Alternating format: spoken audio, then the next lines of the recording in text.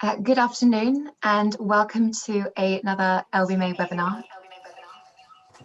We are delighted to welcome you all to participate in a very important webinar for us. We have Sakila Mercer, Sasha Lezhnev, Joanna Lebert, Tyler Gillard and Philip Olden joining us. So Sasha Lezhnev is from The Century, Joanna Lebert is with us from Impact, Tyler Gillard is joining us from the OECD, and Philip Olden is here as an independent consultant. I would just like to remind you all that we are taking questions at the end of this webinar, and we do look forward to your questions. So please use the question and answer panel at the bottom of your screen. Unfortunately, Tyler Gillard was unable to join us, so he has recorded his extract for us. So I will play this for you, if you just wait 1 moment. Hello, everybody. Good afternoon, good morning, good evening, depending where you are in this world. Hope you're all staying safe and healthy in these uncertain times. Thank you very much to the LBMA for inviting me to speak. I'm sorry I can't be joining you live for this event, but members of the OECD team are there, and they'll be happy to answer any of the questions that might come up, and we look forward to hearing about these discussions about this important efforts.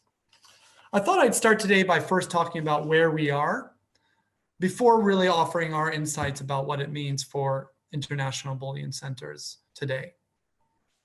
Let's not forget that we've all been working on this for almost 10 years. In 2010, 1502 of the Dodd-Frank Act was adopted. 2011, the OECD guidance was adopted. The following year, 2012, gold supplement was adopted. And that same year in 2012, many of the audit requirements that we see for refiners were introduced, including in the LBMA, but also in the Dubai Multi-Commodity Center, in the Responsible Jewelry Council, and by the Responsible Minerals Initiative. And 10 years is a long time. So where are we and how are we doing? Well, I would say there's really good news and bad news here. The good news is that, in the last 10 years, there's no doubt that responsible sourcing has been embedded into the commercial market requirements. That awareness has, without a doubt, been risen, and that the infrastructure is really in place to scrutinize refiners and smelters and to cascade demand from consumer markets all the way down to the field. We've also seen producing countries participate from the beginning in these discussions because they recognize the value that responsible sourcing brings to their own mining jurisdictions. And law enforcement is paying more attention. So that's good news. The bad news is that many of the challenges from 10 years ago persist today. It's hard to believe, in fact, the world has changed so much in the last 10 years as to be almost unrecognizable, but we still face the same challenges in gold. COVID, I think, has in particular exposed many of the vulnerabilities, for example, linked to artisanal small-scale mining, and their vulnerabilities to criminal exploitation, to interference from armed groups, to child labor and human rights abuses. We see, unfortunately, that many of the loopholes are not only not getting closed, but in some cases they're growing. And these, I think, reflect a lot of the dilemmas and paradoxes of this sector. The progress on the one hand within the formal markets, the lack of progress on the ground. That's one paradox. Another paradox between de-risking, what we've seen, a massive trend towards de-risking and refiners and consumers demanding no artisanal small-scale mining in their supply chain. And on the other hand, the major risk appetite of this market to continue to do business in the face of major legal and other risks. So what does this mean for bullion centers, international bullion centers? Well, I think, first of all, bullion centers, in a way, are this sector's biggest opportunity, but also its biggest threat.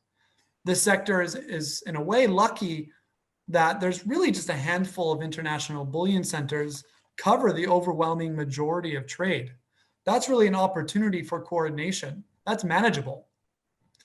But many challenges persist as competition between markets, multi-tiered supply chains, different market cultures and characteristics, different incentives mean that different centers take responsible sourcing more or less seriously. From the OECD's perspective, responsible sourcing is not only the right thing to do, but it's also the commercially appropriate thing to do for any international bullion center. It helps those bullion centers manage increasing legal risk. It helps bullion centers stabilize the prices and value of gold on their market. And it also helps to ensure a secure and ready supply of responsibly sourced gold. And we've seen lots of progress in the centers, not only in the traditional ones in London, etc., and Switzerland, but also in Dubai with the adoption of the Dubai Good Delivery Standard, and in India with the just recently the commitment by the National Stock Exchange of India to integrate OECD requirements as a requirement for good delivery. All positive. But bullion centers can and really should be doing better. And these are bullion centers the world over, whether it's London, Switzerland, Shanghai, Dubai, or in India, Bombay. Our own alignment assessment of industry programs found that intra-refiner trade was high risk and was escaping the scrutiny that was necessary. We also found that refiners were either risk avoidance or high risk appetite, but weren't really working with suppliers on the ground to drive improvement. And we find that ASM and artisanal small scale mining continues to be a challenge for refiners as they grapple with the economies of scale and trying to figure out how to engage collectively and constructively, I should say, with artisanal small scale miners to drive improvement while passing the audits on the other hand. So what does the OECD guidance say about all this and how does it fit? Well, a number of the principles in the OECD guidance, I think, can guide the approach by bullion centers. It's important to recognize that the guidance really aims to be a tool for trade and a tool for engaging in conflict affected and high risk areas, recognizing that mining and trade of metals should be a source of growth rather than criminality and insecurity. The guidance, as many of you know, because I say it should be tattooed on my forehead, embraces progressive improvement and collaboratively working across markets and with suppliers to address common challenges. And in particular, the appendix on artisanal and small scale mining for gold encourages companies to come together with donors and with governments or regulators to address many of the vulnerabilities in the artisanal small scale mining sector, to support formalization of that sector so that they can engage in the market and not be marginalized and excluded from the market. Disengagement should be considered a last resort.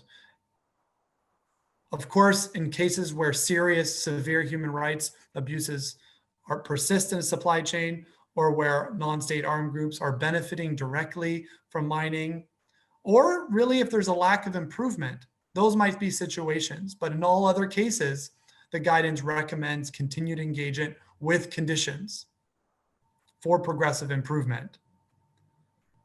But it's really fundamental that progressive improvement does not mean no improvement.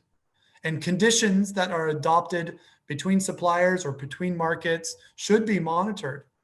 And if those conditions are monitored and they're not met, it may be appropriate to temporarily suspend working with a certain market or a certain business, provided that there's a clear pathway to compliance and a clear pathway to re-engagement. So what does this mean for this initiative and what the LBMA has proposed? On the one hand, I would say that it's understandable that the LBMA would take this bold step. Continued reports from civil society, and including as well the Financial Action Task Force, have continued to put their finger on a number of the vulnerabilities and risks that persist in the sector. In fact, the LBMA's own good delivery refiners in the past have been implicated in serious misconduct and brought legal risk to their members. So this isn't one issue that's just reserved for one jurisdiction, although admittedly, each jurisdiction is going at its own speed.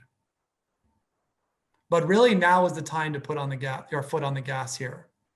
I think what we see from the LBMA's proposal is a growing sense of urgency that now is the time to act. The EU regulation will be coming into force in January. It's really no time, I think, for soft approaches. Bold approaches are needed. And in this respect, let us offer a few consideration on the LBMA's proposal. First of all, we would emphasize the need for ensuring that the incentives in this proposal are aligned, that international bullion centers have clear criteria for ensuring that they can continue to do business with good delivery refiners, and that even despite in the last resort case where a bullion center might be blacklisted, that individual refiners may have a pathway into doing business with good delivery refiners, provided they meet on a case-by-case basis specific requirements. That might be meeting the audit, but maybe audit plus ongoing monitoring. But the incentives of individual businesses in these bullion centers to, on the one hand, push for and encourage their governments or their centers to take the action needed, but on the other hand, not be put out of business in the result, I think is a real challenge balance.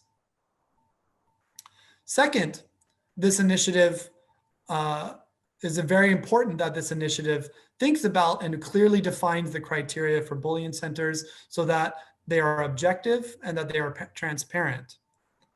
Anchoring this in the OECD due diligence guidance from our perspective, of course, is a good thing, given the fact how widespread and supported this standard is. It's important that the process for monitoring the compliance of bullion centers is equally transparent to avoid any perception of arbitrariness.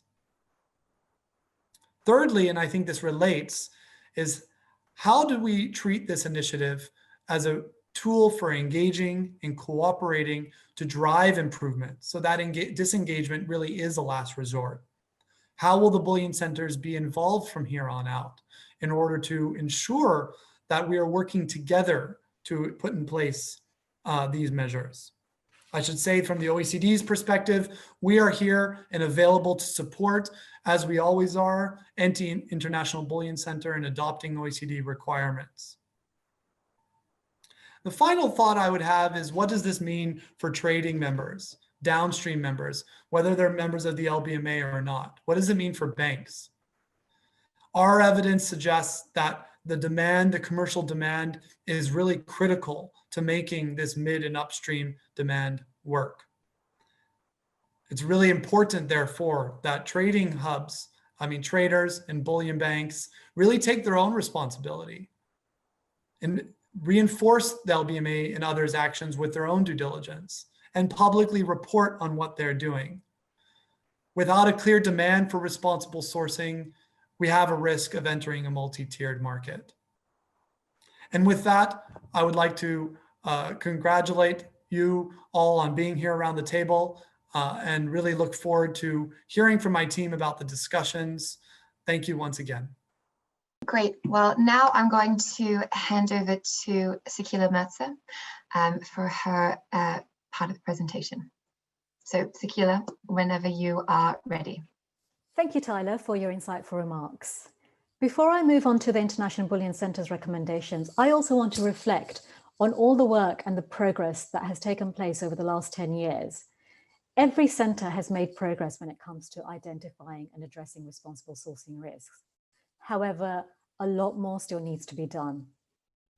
And so in order to help with some of this progress, the LBMA has drafted and issued recommendations that we believe will help with consistency across the various centres when addressing responsible sourcing risks. For those who are not familiar with the LBMA sets the criteria for the International Good Delivery List. This list reflects a number of refineries around the world who are then able to sell gold into the international market. Accreditation has become mandatory for a lot of these refiners to actually compete in an international market. And therefore, de facto, the Good Delivery List is also the international standard and it is trusted globally. To give you a rough idea, about 92% of all the annual mine production goes through the LBMA's Good Delivery List. In addition, the LBMA is vice chair of the OECD multi-stakeholder group and has also been involved in the development of the Gold Annex. So together, this places the LBMA in quite a unique position to help further and advance standards globally, but also to work together with the other international centres in helping to achieve the underlying objective, which is to improve confidence and integrity in the gold market. The LBMA is also very supportive of the Financial Action Task Force recommendations. And in drafting the IBC recommendations, we've tried to reflect this to the extent possible. So in advancing these global standards, our primary objective is to provide consistency. As Tyler highlighted in his remarks, every centre has been looking at this, but perhaps at different speed. Some have been more serious, some have been less serious. So hopefully these recommendations will help everybody in providing a benchmark, a reference when it comes to looking at reviewing practices within their centres. The focus here is on a global effort. It is about collaboration and engagement across the world. We do want to work with the other centres, but also recognize that actually there is a responsible sourcing ecosystem. The LBMA implemented its responsible sourcing audit program back in 2012, and the audit programs have come quite far in addressing some of the risks that arise as a result of responsible sourcing and supply chain risks. However, they alone cannot address all the risks. There are limitations that are recognized by each and every audit program. Therefore, we have to work together with the other national authorities. We also have to work together with the downstream and other stakeholders like civil society in coming together, identifying those risks, and then addressing those risks. So collaboration is the absolute key in making sure that we can work and address the challenges that arise. In September of this year, we launched our first independent standalone responsible sourcing report. This report provides a lot of transparency in terms of the LBMA's audit program. It provides a lot of valuable data. But perhaps the most relevant data here, and for the purposes of this webinar, is the country of origin data. So all refiners, all LBMA good delivery refiners must share details of every kilogram of gold and where it was sourced from. This data is then aggregated and provided through this report. So to give you some examples here, 55% of all gold that is sourced by the LBMA refineries is coming from recycled material. That is quite a high number and something that certainly surprised a lot of us. And less than 1% is ASM. Again, surprising, and that is an extremely low number. So what this has helped us understand is what are the LBMA's priorities when looking and addressing the responsible supply chain risks. So we've used this report and the data to come up with 3 strategic aims and priorities. First of all, how do we support the responsible sourcing of recycled gold? How do we focus on eliminating cash transactions? And finally, how do we provide a safe environment for responsible ASM? So these are the strategic priorities, and the recommendations actually provide more detail on how we can actually address these 3 strategic priorities. Of course, I do want to sort of pause for a moment and highlight that there are a number of priorities when it comes to responsible supply chains, but we can't address everything at the same time. So having priorities is absolutely important. And given the data that we've been collecting over the last few years, it certainly helped us to focus on these 3. We've also had to identify who are the International Bullion Centres. So when we drafted these recommendations, we identified the strategic priorities. We needed to know who are the centres that the LBMA will be collaborating and engaging with. So the list is here. We've mentioned a number of these centres already. I mean, Tyler's already highlighted a few. And the way we've determined these centres is simply based on the important market infrastructure that they provide. Each and every centre has received a letter from the LBMA, and we've spoken pretty much to them all. Most have been, I guess, very positive and actually have welcomed the initiative. And quite a few have actually raised a number of questions in trying to understand, what do these recommendations mean? What is intended behind each specific requirement? And how are we working together with the other centres to ensure consistency and alignment? This slide highlights the sort of recommendations at very high level. There are 5 recommendations, and each recommendation is then in turn supported by a number of detailed requirements. We are speaking to all the centres that I've highlighted in understanding, how do they apply to those centres specifically? What is missing? Are there gaps? What are the definitions? How do we address this? Again, focusing on the very first point I made in terms of collaboration, consistency. The intention then is that we would encourage the centres to support the recommendations and then to work together to determine how can we provide more alignment and consistency across the centres through a potential action plan. I cannot emphasize enough that the goal here is that of engagement. Through engagement, we can actually provide more trust and strengthen the gold supply chain.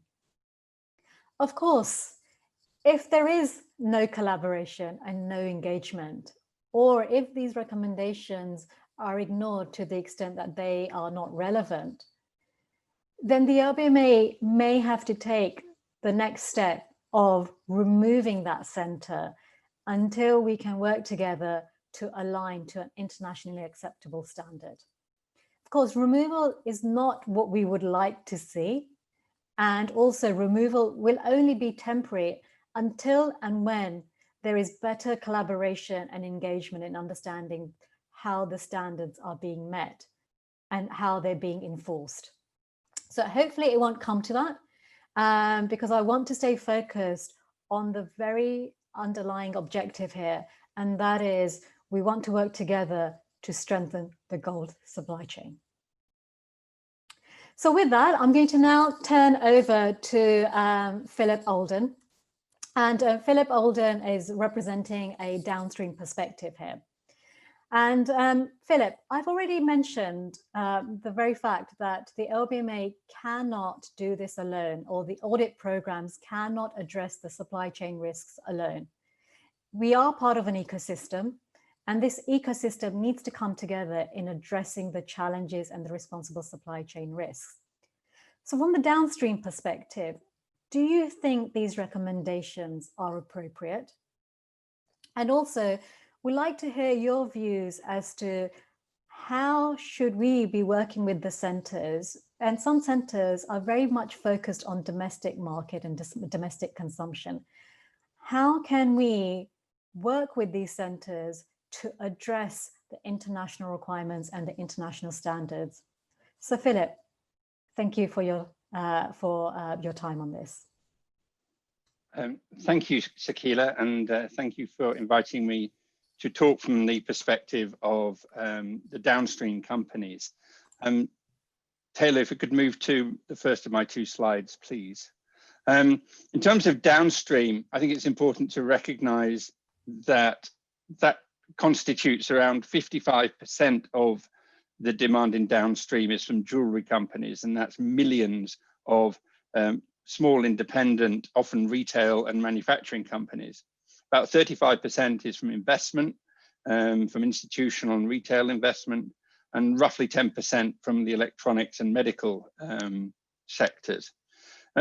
Gold's been unfortunately identified or seen as a conflict mineral, as Tyler has said, for around 15 years now, because of its value and its fungibility and its store of value around the world. And we've seen reports which have identified issues all around the world in recent years. So it's not specific to individual areas, from Australia, from Europe, from the Middle East, and from the Americas. So the issue is a global issue and requires a global solution. As Tyler said, we've seen legislation against the trade in gold in the USA, and next year in the EU, and others may follow if the industry can't demonstrate that it can manage these issues. Responsible sourcing is growing as an issue, and when I say growing, it's not just the issue around sourcing from areas of conflict, but the definition of ethical consumption and investment is extending into human rights, into anti-money laundering, into environmental and social aspects. So we should expect that the definition of responsible sourcing in gold is likely to extend. And for downstream companies, it's difficult to address these issues because the supply chain is global, it's highly liquid, it's very fungible, and it's very fragmented. And these issues pose a reputational risk for companies and for its stakeholders. And the risk is that gold becomes a product which isn't seen as being acceptable by stakeholders, and particularly for consumers and the public, given that around 3/4 of all gold is sold to members of the public, either in jewelry form or as an investment. And we've already seen that gold has started to lose business and lose market share to other competitive categories. And some of that may be because of the reputational damage that some of this is doing. So Taylor, move on over to the next slide, please. And the issue for downstream companies is that they need to be able to access responsible gold easily and with confidence. As Tyler said, nearly 10 years ago, the OECD developed a specific supplement for gold, and most of the companies and speakers on this call were instrumental in drafting that guidance. That benchmark became the international reference for standards for the LBMA, for the Responsible Jewelry Council, for the World Gold Council, and for many downstream companies. And the key to this is consistency across those standards and implementation and rectification. An international scale is very important. And I think the LBMA is uniquely positioned in this because of what Sakila said earlier, that over 90% of gold from mines is good delivery LBMA gold. And that therefore makes LBMA the core reference.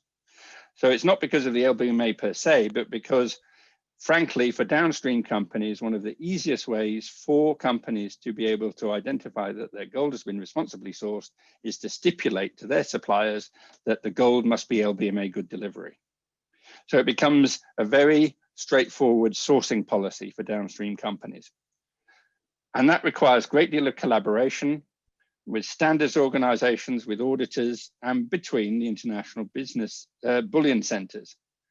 And I think more can contribute towards that too. I think governments need to be supportive of this.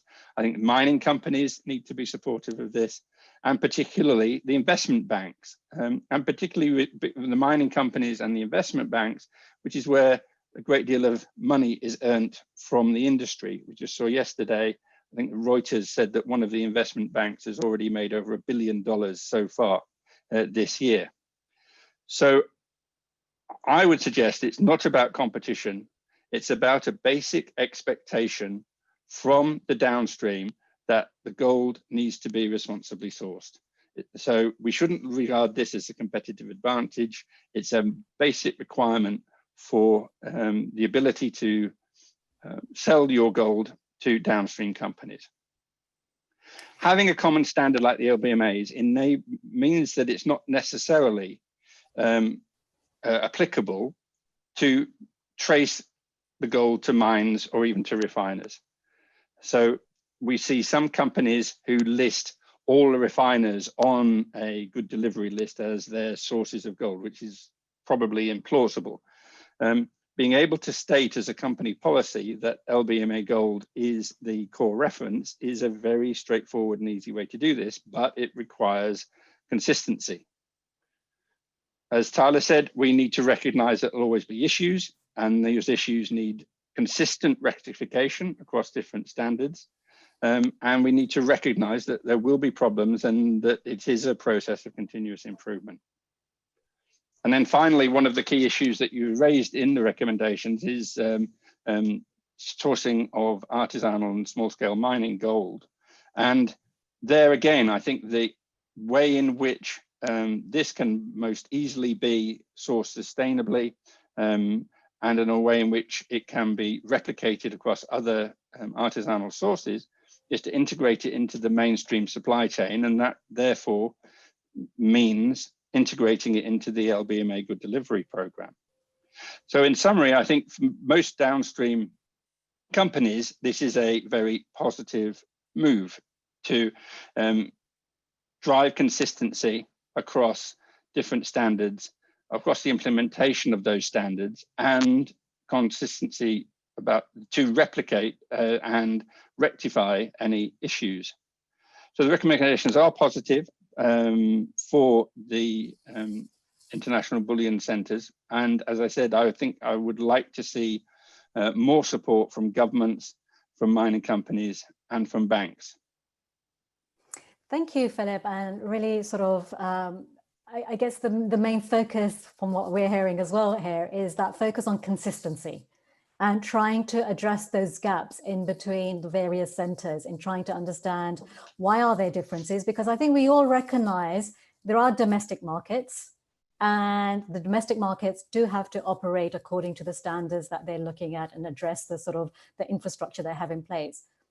But they also need to reflect the international requirements and the stakeholders who are constantly focusing on the global efforts and those global standards. So the two do need to work together. And this is where the LBMA is effectively holding the pen, getting that conversation started, and getting the work across to a standard that satisfies a lot of those stakeholders. So with that, let me then move on to Sasha from Sentry. You've done a lot of work on conflict minerals and a lot of studies looking at the risks, highlighting those risks, but also looking at, okay, how can you actually address those risks? Do these recommendations go far enough, in your opinion? And if not, what else would you like to see happen? Great, thanks a lot for inviting me, Sakila. And I must say, in this COVID time, I missed putting on a tie, so thanks for giving me an excuse. I will say that just to step back for a second, I do want to echo what you and Philip and Tyler said, that over the past decade, that awareness about this issue of conflict and responsible gold has certainly improved with the OECD guidance, with company and NGO and government efforts, as well as legislation. I do, maybe we can move to the next slide. Thank you. Right. I do want to address a little bit sort of why we're here, so that we can remember what all these efforts are about, and the seriousness of them. So despite this increased awareness, gold really does continue to fuel armed conflict and corruption in numerous parts of the world. Our focus is on Central and East Africa, where we just put out an advisory for companies and governments. From Central African Republic to Eastern DRC, where I have done a lot of work myself, and where I took that picture at a gold mine, to Sudan and other areas where armed groups and criminal networks continue to sell gold for weapons and ammunition, and they have engaged in mass atrocities, displaced millions of people, and recruited child soldiers. Next slide. And because gold is easily smuggled in high volumes, it's also frequently used as a money laundering vehicle by these groups and the people, the corrupt actors they collaborate with, who can then mask its origins. Next slide. The advisory that we put out recently tracked gold from Central and East Africa to various IBCs, and we found that roughly 3 billion or 100 tons of gold at the prices of the time flowed from East and Central Africa, much of which was conflict and high-risk gold, and 95% of that went to one IBC, Dubai, before going to other IBCs such as India, Switzerland, and elsewhere. And we found that there are policy loopholes and weak enforcement on gold trading, customs, and refining in some IBCs that are really a primary obstacle to combating this conflict gold trade, and thus a key area where reforms are needed. There's also a lack of consequences for refiners and traders who deal in conflict gold. Next slide, please. The Financial Action Task Force has put out a very interesting gold report about 5 years ago, and they've also done some evaluations of certain IBCs more recently, and their red flags. We also put out some some red flags there, which I think are quite useful in identifying some of the areas of reform that are needed. To that end, I think we think that this LBMA initiative on IBCs really holds significant promise to positively impact this conflict gold trade. And we, together with a couple of other NGOs, Impact, who you'll hear from just after me, and Global Witness, are putting out a press release on this today, talking about that exactly. I think it's also really important to note that this is not the first time that these ideas have been raised, and that they have been that governments or NGOs or companies have engaged with some of the IBCs. In fact, we're aware of efforts by all of those actors plus the UN to try to get IBCs to reform, and some reforms have happened, but there are really some key gaps out there, and you know, as you highlighted, Sakila, the consistency of those standards and the enforcement of them, I think, is really a big issue. I do want to highlight as well that it's important to note that certain refiners in key IBCs, even ones that are viewed as higher risk jurisdictions, have gone above and beyond in meeting credible standards, and they should be praised, including LBMA standards or Responsible Minerals Initiative or RMI standards. That's been very positive. That said, those efforts need to be reinforced by government and regulatory reforms and better enforcement. And so we believe that governments and IBCs should close those loopholes, both in regulation and enforcement, that allow for conflict gold in some cases to really flow in like a river to those IBCs by implementing some 3 reasonable steps we'll highlight, which are in line with international best practice. So next slide, please. And we believe that governments should reinforce what the LBMA is starting here. The US Treasury Department and State Department, as well as the European Union, UK, and other gold industry actors. It shouldn't be the LBMA alone. These are efforts that these are reforms that everyone can urge IBCs to participate in. So the first one is really about cash. Cash for gold, as if you sit in the United States, you see the TV ads. It is such a big vehicle for masking the origins of gold and allowing people to turn a blind eye, and it's also a big money laundering vehicle. So we believe authorities and IBCs should really ban cash transactions and barter transactions. Barter transactions still take place for gold above very, very small amounts. And this would really increase transparency and traceability of the trade, allowing banks and governments to have greater oversight. We also believe this is reasonable, as gold traders with any significance who travel abroad have bank accounts. Next slide. So secondly, with regard to customs declarations. So customs, I think, in various IBCs need to do a better job to really require not just the proof of origin, which can often be masked, but actually proof of payment for imported gold. We think that this would increase traceability as well, and help authorities who are trying to trace back. Customs in particular should require all persons importing gold to declare to whom they plan to sell the gold and provide evidence of how they paid for the gold, not the third parties, but the actual owners of the gold. And then next slide. And then lastly, there's been a lot of progress on this issue of audits, and the LBMA and RMI and others have been doing a good job on this. But the reality is there's so many gold refiners, including in IBCs, who are left out of those audit systems, unfortunately. And so we believe that IBC governments should require gold refiners with a presence in their country to undergo independent third-party audits in line with OECD guidance. That would enable international customers to buy more confidently. Lastly, I just want to say that I think this is an opportunity for industry Gold refiners, electronics companies, jewelry, automotive, anybody who buys gold really should be conducting enhanced due diligence right now on suppliers who are sourcing from higher risk areas. And then lastly, there is, as Joanne will talk a little more about, there is a small but growing responsible gold sector that benefits artisanal mining communities. It's not all conflict and high risk and bad news in some of those countries even that I mentioned. But that sector really requires significantly increased support. And I'm not just talking about funding or financing, but also support and policy change. So there are initiatives like the Responsible Artisanal Gold Solutions Forum or the Public-Private Alliance on Responsible Minerals Trade, which are trying to engage governments in those producer areas that need greater industry support. So thanks so much. Appreciate it. Great, thank you, Sasha. And I think you've definitely touched on the points about there is a responsible sourcing ecosystem. We have to work together, and in terms of whether it's an audit program, whether it's a national authority, civil society, downstream, there's an ecosystem, and we do have to come together to try and achieve the objectives that we're all working towards.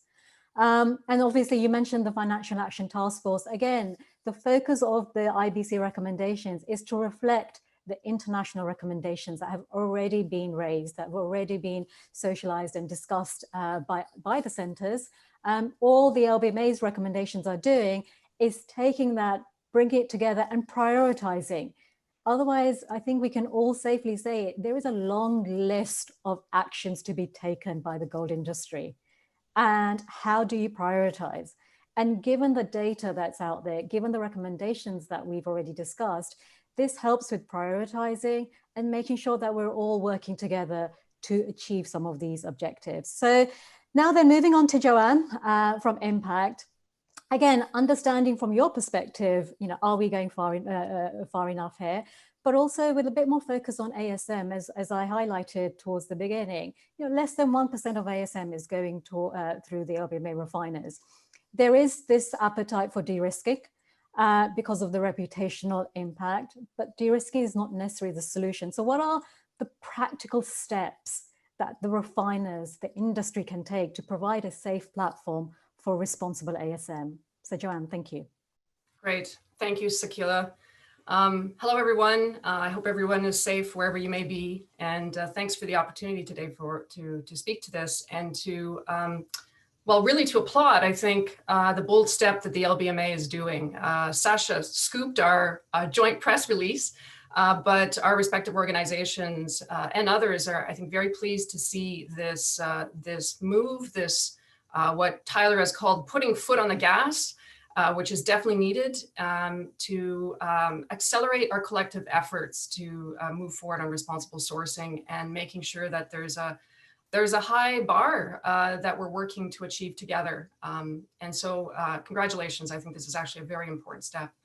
It's also quite appreciated that we're talking openly about vulnerabilities and deficiencies while acknowledging that there have been important steps and improvements. There's still a lot of work to do. You just said, Sakila, that there's a long list. And I think acknowledging that, identifying it is a step to really working together and to building trust and to moving things along. So this is excellent. I think not doing so actually risks undermining our collective efforts. So I'm not going to go through this. I think this is all known, so it's not new, some of the vulnerabilities and deficiencies, and they do cut across the globe, as Philip said. As well, our latest report, the intermediaries and our presence on the ground in Africa's Great Lakes region also underscores, and it was particularly accentuated during COVID, where traders with links to many of these centers, and in this case to Dubai in particular, are constantly reinventing themselves and working loopholes and the policy and legal loopholes, enforcement loopholes, and they operate with near and total impunity in spite of these actors having been known by name for well over a decade. So it really is a time to act. So this effort that the LBMA is making, combined with enforcement efforts and other efforts or other suggestions, recommendations that I'll be speaking to, is really critical to get at this issue as well. Next slide, please. And these, let's say, worse offenders, these illicit traders, these predatory actors are really preying, let's say they're taking advantage of these existing deficiencies, but also more importantly, I would say, preying on vulnerable populations and fragile economies, and essentially, quite frankly, getting rich on the back of some of the poorest individuals. And Sasha did present one picture of the artisanal gold sector, but this is also the face of artisanal mining, and it's also its potential. And some of the research that we conducted with some academics in Uganda, DRC, and Rwanda point to the potential as well, and how it can potentially be a vector for raising a marginalized group out of poverty. We're talking about millions of people globally, men and women. And so the research that's published by BUS in Extractive Industries and Society has published this information. It shows that men and women consistently earn more in mine sites than outside of mine sites in the Great Lakes region, in DRC, Rwanda, and Uganda. So in Rwanda, for women, it can be almost 223% more lucrative to be operating in mine sites than outside of mine sites. And in Uganda, 335% more lucrative for them to work in mine sites than outside of mine sites. So if well supported, you can see that this could be an important catalyst for change and development and security in the region. So we're really not tapping into that and really supporting ASM to its full potential. Next slide, please. So how do we enable this environment for ASM? There's all these actors that are trying to align, and we all want to see, hopefully, a greater good. So what can LBMA refiners do? And this is going to be a familiar refrain, I think, is that we need them to buy ASM. I mean, this is not new either, but we recognize it's also quite difficult. But we need them to buy ASM and conduct, the 5 steps of the OECD guidance as they're doing it.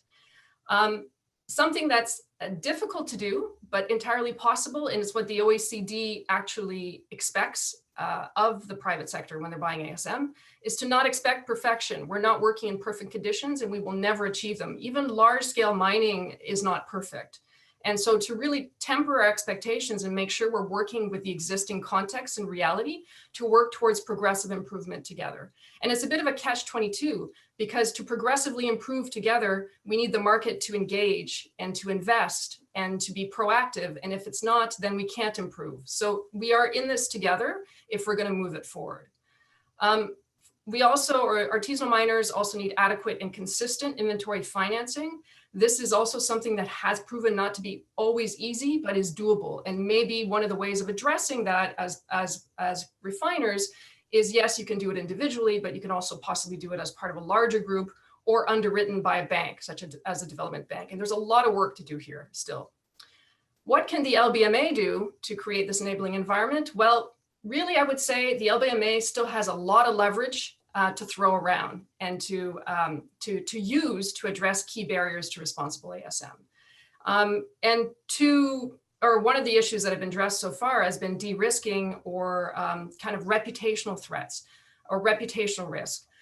If an LBMA refiner wants to engage, they're still often very reticent because they're afraid that if something happens, that they'll be on their own to deal with the reputational risk. And this is understandable, but reinforcing that we're in this together, that's a multi-stakeholder approach to what we do, that NGOs are on board, the LBMA is supporting them, but also perhaps thinking outside of the box as the LBMA. Can the LBMA think of a special ASM program, dedicated ASM program? And maybe I'm overstepping here and this is beyond the realm of possible, but why not an alternative good delivery list for ASM? Why not awarding a multi-stakeholder award involving NGOs and other credible actors to recognize engagement, excellence, and support of transformative change? Because right now, I would say the incentives aren't strong enough for refiners to really stick their necks out and really engage. And so we need to collectively think about how to encourage that. As well, for financing, I think the LBMA could also, again, throw its weight around to help find solutions. Help to unlock the capital flows that really prevent the scaling or block the scaling of responsible artisanal gold production and trade. And this could be by partnering or working with existing initiatives like Planet Gold, that's investing quite a lot of I would say, brain power and resources to try to figure out or to crack that nut of financing for ASM in its many forms. And so thinking about this together and bringing your members or your thinking and your influence to bear on that could really unlock, capital flows. Investment in upstream financial infrastructure, whether national banks, development banks that could underwrite loans, and supporting or encouraging national agencies in producing countries that support small and medium enterprises.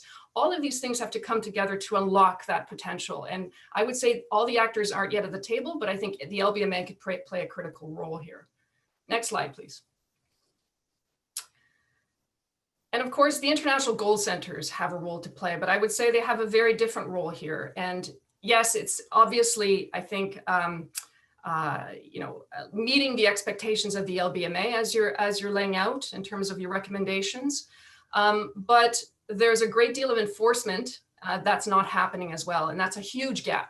And it's been pointed out in the FATF report in 2020, where we know there's over almost $900 million worth in ASM gold that's being smuggled out of DRC annually and reaches Dubai, and yet there have been no seizures or confiscations to date. And so I think the framework is there, but the actual implementation is missing. The enforcement piece and working together to really implement that is critical.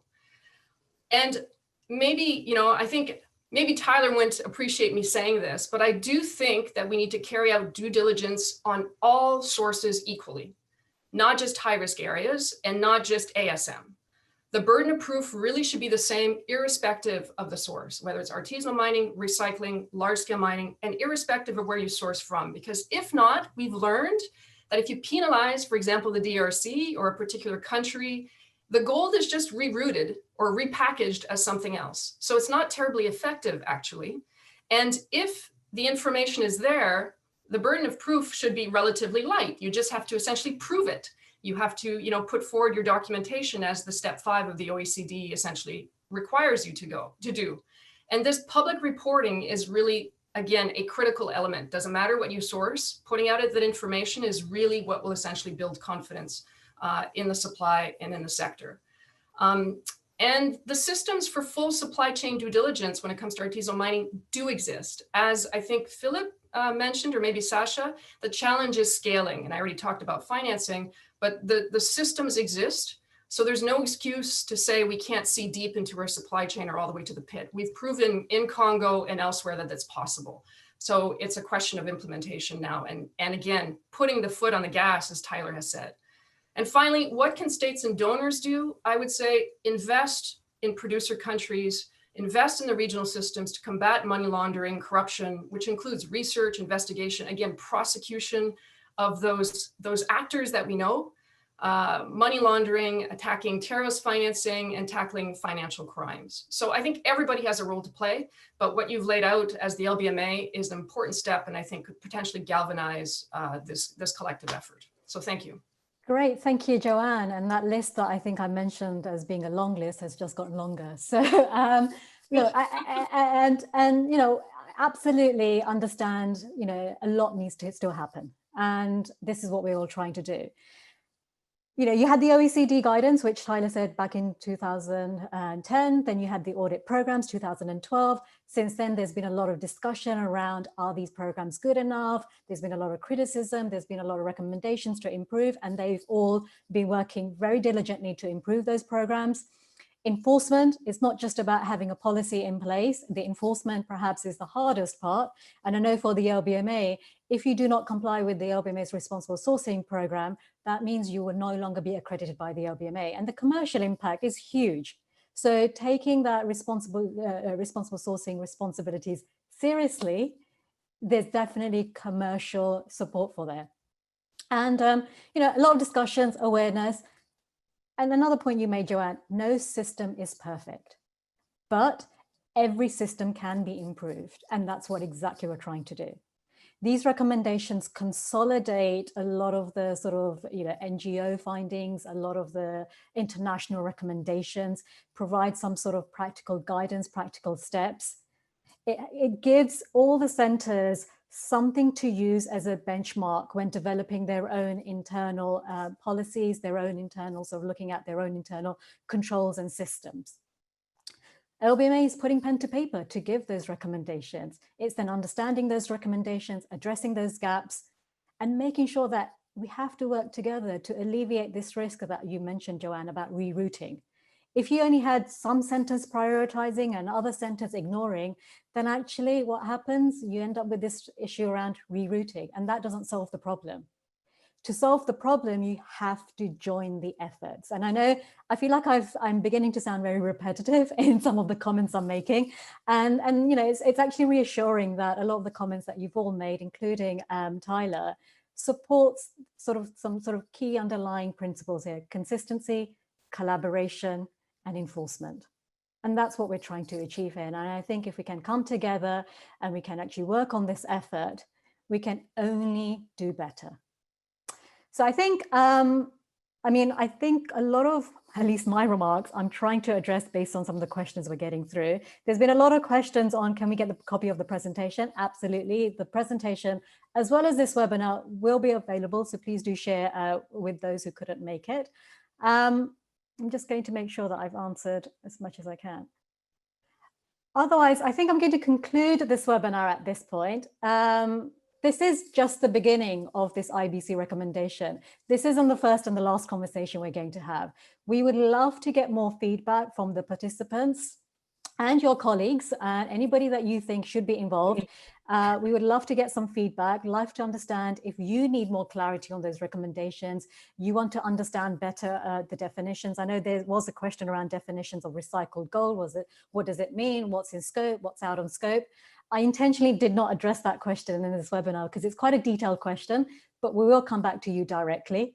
And you know, when it comes to definitions, we want to again work on sort of international definitions, global definitions. OECD has done a lot of work on this. We do not want to deviate from that. We want to support that work and make sure we're being consistent with their understanding as well. So I think with that, I'm going to conclude this webinar and hand over to Taylor for future webinars. Perfect. Thank you so much, Sakila, and thank you, Sasha, Joanne, Philip, and of course, Tyler, for joining us, and to all our attendees. Just so you are aware, we do have some upcoming webinars. On Thursday at 12 o'clock, we have Evolution of Central Bank Gold Operations, and this is with Isabel Strauss-Kahn and Simon Weeks. Following that, we do have an additional webinar on Monday the 30th. This will take place at 2 p.m. and that is GDL Refiners Disclosure Guidance. So this will be with Susanna McLaren, our Compliance and Responsible Sourcing Manager, and Synergy, who we work very closely with. Following that, next Thursday, we have our LBMA Asia update. So we are welcoming Jeremy East, Sunil Kashyap, Albert Cheng, and Nicholas Frappel to discuss the market and how it has been since our last check-in at the end of summer. So we do hope that you can join us for those. And again, as Sakila mentioned, if you do have any questions or you do want to get in touch, please feel free to email ask@lbma.org.uk, or you can tweet us or message us on LinkedIn. So we do really hope that you enjoyed or got a lot of value out of today's webinar, and we hope that you have a lovely afternoon and a lovely week. So thank you very much.